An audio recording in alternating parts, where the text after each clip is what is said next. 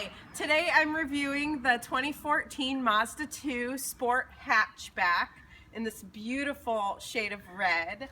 I rented this car for my Christmas vacation to visit my dad, and I drove it for about 4 hours from Indianapolis down to Evansville, Newburgh area of Indiana. So I want to introduce you to this car. The first thing I noticed when I saw this car was, first of all, how beautiful it is, and I love this color. It's so cute. But the second thing I noticed was the experience of entering the car. Come on.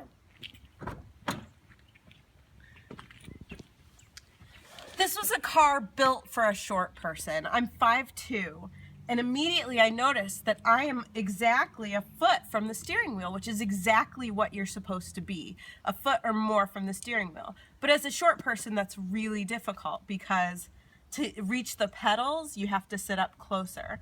But in this car, I was noticing, wow, I'm like properly seated against the steering wheel.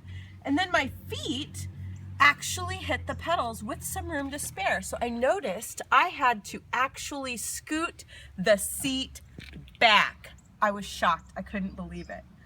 So interior wise, my favorite part of this car is that there are not one, not two, but 4 cup holders easily accessible to the driver. This is an automatic transmission base model.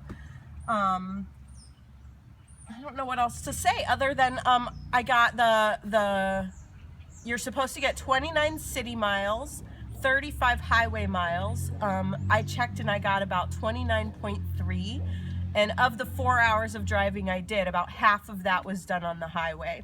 So I think that was a generous estimate on their part for gas mileage, but that could also be being closer to the pedals. I might have a little heavier foot, who knows.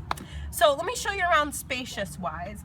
It's a tight fit. This is a sporty car, so it's a tight fit. But let me show you the trunk and the back.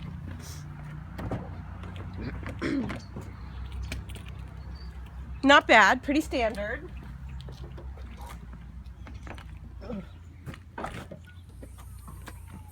Decent amount of cargo space for a sporty little car. Enough to fit a backpack and a ukulele.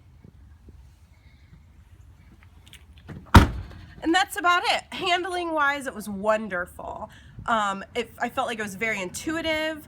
It could turn on a dime. I did a U-turn at one point because I got lost, and I just zipped right around. Handling is fabulous.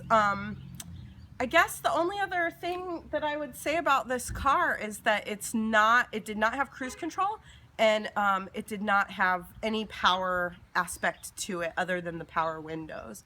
And I would prefer, my personal preference is to have a little bit more power involved. And other than that, the turning signal. The turning signal has this delightful knocking sound, so it's not so aggressive. And at one point I did have to use the horn, and it wasn't like a really intense horn. It was a like, hey, move it along, but it wasn't obnoxious. So that's my review of the 2014 Mazda 2.